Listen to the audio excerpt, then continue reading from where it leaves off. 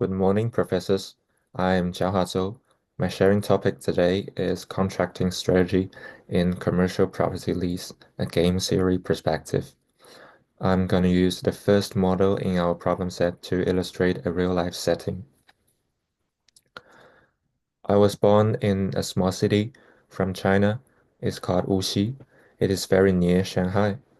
Wuxi has a luxury mall, which is developed by a Hong Kong company called Hong Long Properties. It is one of the top tier property developers in China and in Hong Kong.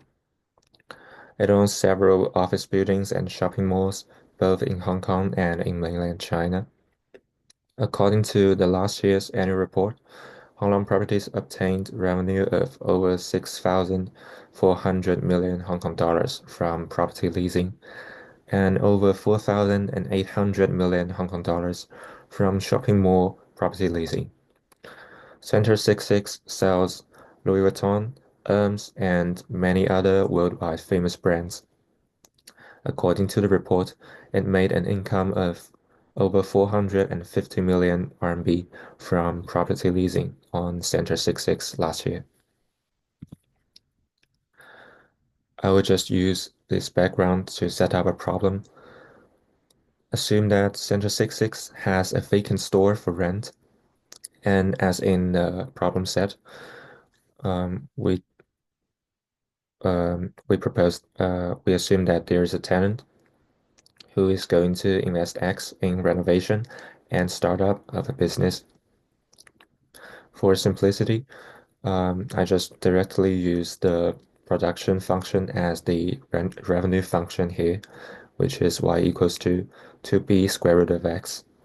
And for the landlord, she doesn't operate business on herself.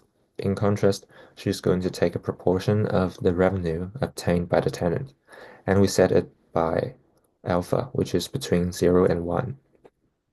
Therefore, the payoff of the landlord would be UL equals to alpha times 2b square root of x. The payoff of the tenant would be 1 minus alpha times 2b square root of x minus x. Here we get two scenarios, the same as the problem set. In the first, the landlord and the tenant play an ultimatum game, and the landlord would be the proposer. The landlord can propose to the tenant any alpha between 0 and 1, which the tenant can accept or reject. If the tenant rejects, the game is terminated and the shop is left vacant. Both of them receive a payoff equals to 0. If the tenant accepts, the landlord rents the shop to the tenant, and the tenant chooses the amount to invest afterwards. As did in the problem set, we can solve for first order derivative for the tenant because first the tenant would take alpha as granted and determine the optimal x she is going to invest to maximize her own payoff. Solving the first order derivative, we can get x star equals to b squared times 1 minus alpha squared. So the payoff of the tenant would be 1 minus alpha squared times b squared. Also, landlord would observe this optimal x, and upon that x star, the landlord's payoff would be 2 times alpha times 1 minus alpha times b squared. And solving for first order derivative again, we can get alpha star equals to 1 over 2 for the landlord. Now, using backward induction, we reached a subgame perfect equilibrium where the payoffs of the tenant and landlord would be 1 over 4 times b squared and 1 over 2 times b squared respectively. In the second scenario, they play another ultimatum game where the tenant becomes the proposer. And the other settings are similar to scenario 1. Using the previous result, we can get the payoff of the tenant after she selects the optimal x would be 1 minus alpha squared times b squared. And obviously, this result decreases as alpha increases. So the tenant would just choose to set alpha as 0.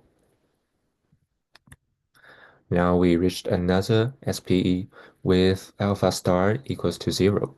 And payoff of the two people are payoff of tenant is b squared. Payoff of the landlord would be just 0. Now, same as the problem set, we can make some adaptation to scenario 1. First, in reality, the leasing strategy would be more complex because there would be more than one potential tenant. But for simplicity here, we just assume there is one potential tenant, Sarah, and Sarah has two options. The first one, she can start a luxury business, which yields a sunk cost of C.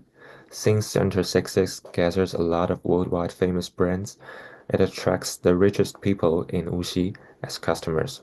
So the revenue would be relatively high, which is equal to 4 times square root of x if Sarah chooses to invest x. The second option, Sarah can start an ordinary business, which has a small sunk cost that we just ignore it, and the revenue in turn would be not as much as the previous one, which would be 2 times square root of x.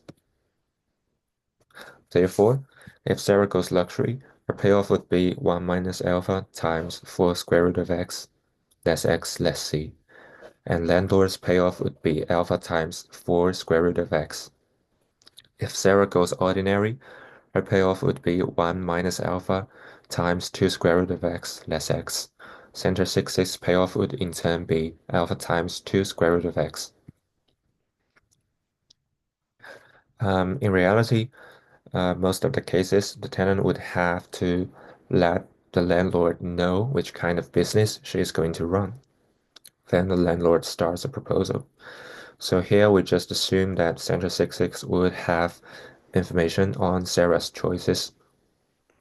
If Sarah goes ordinary, according to the previous results, her payoff would be 1 minus alpha squared, because we just substitute b for 1 here. For Center 66 landlord, it would be 2 alpha times 1 minus alpha. Again, Center 66 would take alpha star equals to 1 over 2, so Sarah gets payoff of 1 over 4.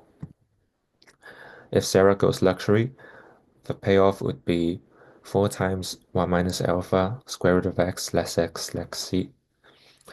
And by solving first order derivatives, we can get the optimal x here is 4 times 1 minus alpha squared. Also, Center 66 would observe, would know this choice, and Center 66 payoff would be 8 times alpha times 1 minus alpha. By solving first order derivative again, we can get alpha star equals to 1 over 2 for the landlord. So by backward induction, we reached another SPE, which yields payoff for Sarah is equal to 1 minus C. So the choice now depends on the value of C. Going ordinary yields a fixed payoff of 1 over 4.